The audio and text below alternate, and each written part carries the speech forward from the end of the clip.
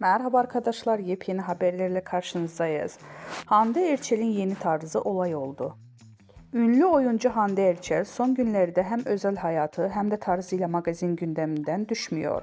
Hakan Sabancı ile yaşadığı ayrılığın ardından yeniden objektiflerin karşısına çıkan Erçel, yüzü olduğu markanın düzenlediği özel davette ev sahipliği yaptı. Ancak bu kez dikkatleri üzerine çeken şey kıyafeti oldu.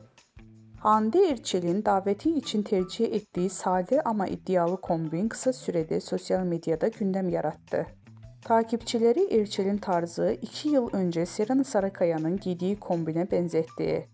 Kimi kullanıcılar ilham almak normal derken kimileri tam kopyalamış ifadelerini kullandı. İki ünlünün ismi stil benzerliği magazin sayfasında da geniş yankı bulundu.